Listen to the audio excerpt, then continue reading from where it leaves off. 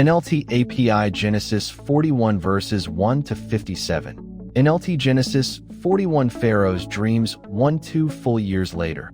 Pharaoh dreamed that he was standing on the bank of the Nile River. 2 inches his dream, he saw 7 fat, healthy cows come up out of the river and begin grazing in the marsh grass. 3 Then he saw 7 more cows come up behind them from the Nile, but these were scrawny and thin. These cows stood beside the fat cows on the riverbank. For then the scrawny, thin cows ate the 7 healthy, fat cows. At this point in the dream, Pharaoh woke up.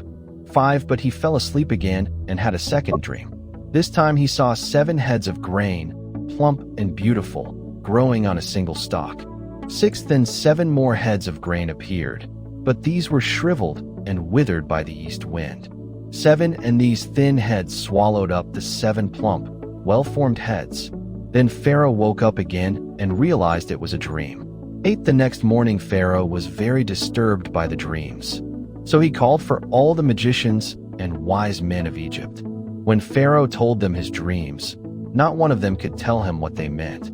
9 Finally, the king's chief cupbearer spoke up. Today I have been reminded of my failure, he told Pharaoh. 10 Some time ago, you were angry with the chief baker and me, and you imprisoned us in the palace of the captain of the guard. 11 One night the chief baker and I each had a dream, and each dream had its own meaning. 12 There was a young Hebrew man with us in the prison who was a slave of the captain of the guard. We told him our dreams, and he told us what each of our dreams meant. 13 And everything happened just as he had predicted. I was restored to my position as cupbearer, and the chief baker was executed and impaled on a pole. 14 Pharaoh sent for Joseph at once, and he was quickly brought from the prison. After he shaved and changed his clothes, he went in and stood before Pharaoh. 15 Then Pharaoh said to Joseph, I had a dream last night, and no one here can tell me what it means. But I have heard that when you hear about a dream you can interpret it. 16 It is beyond my power to do this, Joseph replied. But God can tell you what it means and set you at ease.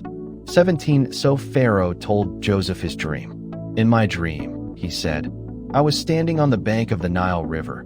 18 And I saw 7 fat, healthy cows come up out of the river and begin grazing in the marsh grass. 19 But then I saw 7 sick-looking cows, scrawny and thin, come up after them. I've never seen such sorry-looking animals in all the land of Egypt. 20 These thin, scrawny cows ate the 7 fat cows. 21 But afterward you wouldn't have known it, for they were still as thin and scrawny as before. Then I woke up. 22 In my dream I also saw 7 heads of grain, full and beautiful, growing on a single stalk. 23 Then 7 more heads of grain appeared, but these were blighted, shriveled, and withered by the east wind. 24 And the shriveled heads swallowed the 7 healthy heads. I told these dreams to the magicians, but no one could tell me what they mean. 25 Joseph responded, both of Pharaoh's dreams mean the same thing.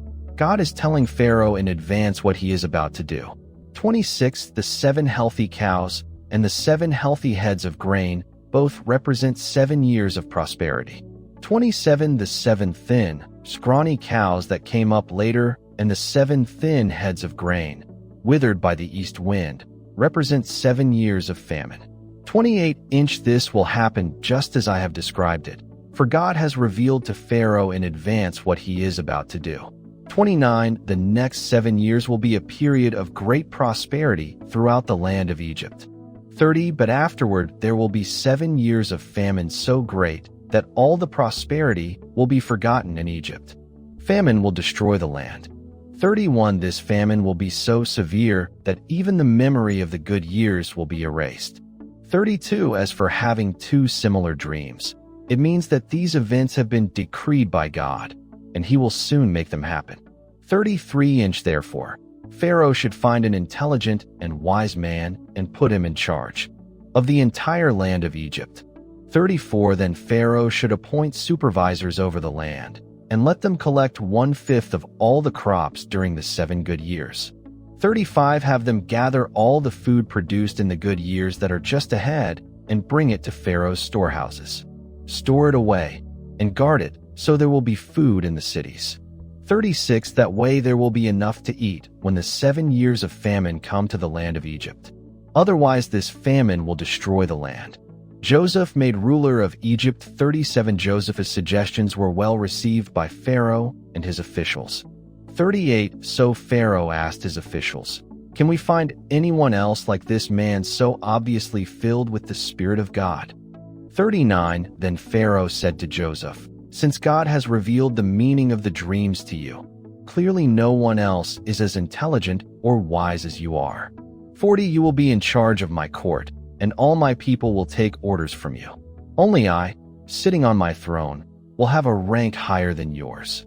41 Pharaoh said to Joseph, "I hereby put you in charge of the entire land of Egypt." 42 Then Pharaoh removed his signet ring from his hand and placed it on Joseph's finger. He dressed him in fine linen clothing and hung a gold chain around his neck. 43 Then he had Joseph ride in the chariot reserved for his second-in-command. And wherever Joseph went, the command was shouted, "Kneel down." So Pharaoh put Joseph in charge of all Egypt. 44 And Pharaoh said to him, "I am Pharaoh, but no one will lift a hand or foot in the entire land of Egypt without your approval." 45 Then Pharaoh gave Joseph a new Egyptian name, Zaphanath-Paneah. *41:45 A Zaphanath-Paneah probably means God speaks and lives. He also gave him a wife, whose name was Asenath. She was the daughter of Potipharah, the priest of On. *41:45 B Greek version reads of Heliopolis, also in 41:50. So Joseph took charge of the entire land of Egypt. 46 He was 30 years old when he began serving in the court of Pharaoh, the king of Egypt. And when Joseph left Pharaoh's presence, he inspected the entire land of Egypt. 47 As predicted, for 7 years the land produced bumper crops. 48 During those years, Joseph gathered all the crops grown in Egypt and stored the grain from the surrounding fields in the cities. 49 He piled up huge amounts of grain like sand on the seashore. Finally, he stopped keeping records because there was too much to measure. 50 During this time, before the first of the famine years, 2 sons were born to Joseph and his wife, Asenath, the daughter of Potipharah, the priest of On. 51 Joseph named his older son Manasseh.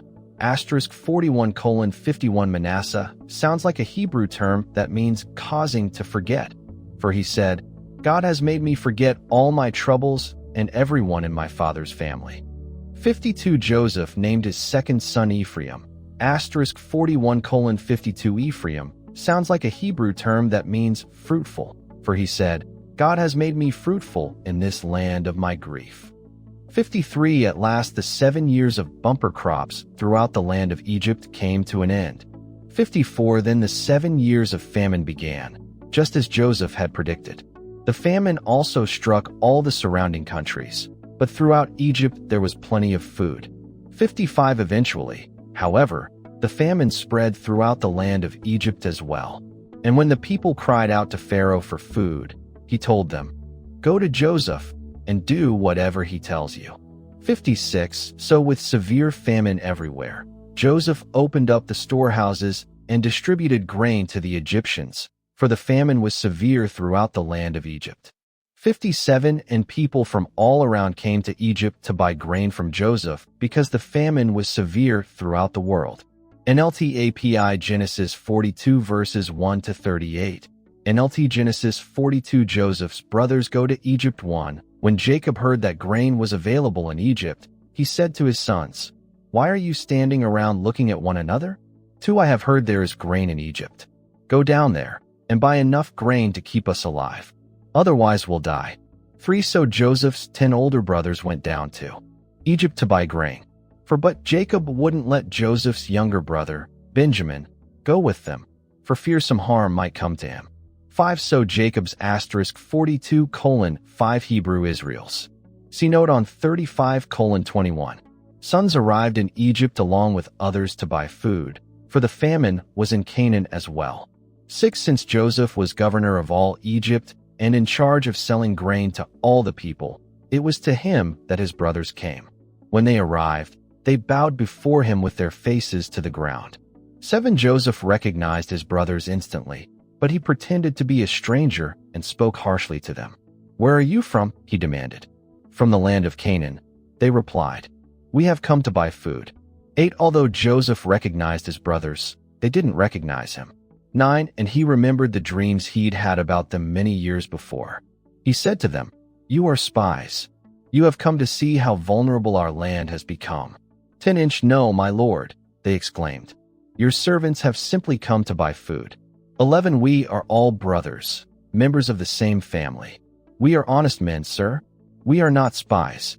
12 Yes, you are, Joseph insisted. "You have come to see how vulnerable our land has become." 13 Sir, they said. "There are actually 12 of us. We, your servants, are all brothers, sons of a man living in the land of Canaan. Our youngest brother is back there with our father right now, and one of our brothers is no longer with us." 14 But Joseph insisted, "As I said, you are spies." 15 This is how I will test your story. I swear by the life of Pharaoh that you will never leave Egypt unless your youngest brother comes here. 16 One of you must go and get your brother. I'll keep the rest of you here in prison. Then we'll find out whether or not your story is true. By the life of Pharaoh, if it turns out that you don't have a younger brother, then I'll know you are spies. 17 So Joseph put them all in prison for 3 days. 18 On the third day Joseph said to them, "I am a God-fearing man. If you do as I say, you will live." 19 If you really are honest men, choose one of your brothers to remain in prison. The rest of you may go home with grain for your starving families. 20 But you must bring your youngest brother back to me. This will prove that you are telling the truth, and you will not die. To this they agreed. 21 Speaking among themselves, they said, "Clearly we are being punished because of what we did to Joseph long ago. We saw his anguish when he pleaded for his life, but we wouldn't listen. That's why we're in this trouble." 22 Didn't I tell you not to sin against the boy? Reuben asked, "But you wouldn't listen. And now we have to answer for his blood." 23 Of course, they didn't know that Joseph understood them, for he had been speaking to them through an interpreter. 24 Now he turned away from them and began to weep. When he regained his composure, he spoke to them again. Then he chose Simeon from among them and had him tied up right before their eyes. 25 Joseph then ordered his servants to fill the men's sacks with grain, but he also gave secret instructions to return each brother's payment at the top of his sack. He also gave them supplies for their journey home. 26 So the brothers loaded their donkeys with the grain and headed for home. 27 But when they stopped for the night, and one of them opened his sack to get grain for his donkey, he found his money in the top of his sack. 28 Look, he exclaimed to his brothers. "My money has been returned. It's here in my sack." Then their hearts sank. Trembling, they said to each other, "What has God done to us?"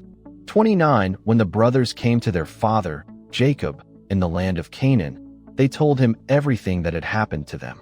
30 The man who is governor of the land spoke very harshly to us, they told him. He accused us of being spies scouting the land. 31 But we said, "We are honest men, not spies." 32 We are 12 brothers, sons of one father. One brother is no longer with us, and the youngest is at home with our father in the land of Canaan. 33 Then the man who is governor of the land told us, "This is how I will find out if you are honest men. Leave one of your brothers here with me, and take grain for your starving families, and go on home." 34 But you must bring your youngest brother back to me. Then I will know you are honest men and not spies. Then I will give you back your brother, and you may trade freely in the land. 35 As they emptied out their sacks, there in each man's sack was the bag of money he had paid for the grain. The brothers and their father were terrified when they saw the bags of money. 36 Jacob exclaimed, "You are robbing me of my children. Joseph is gone. Simeon is gone. And now you want to take Benjamin, too. Everything is going against me." 37 Then Reuben said to his father, "You may kill my 2 sons if I don't bring Benjamin back to you. I'll be responsible for him, and I promise to bring him back." 38 But Jacob replied, "My son will not go down with you. His brother Joseph is dead, and he is all I have left. If anything should happen to him on your journey, you would send this grieving, white-haired man to his grave. *42:38 Hebrew to Sheol.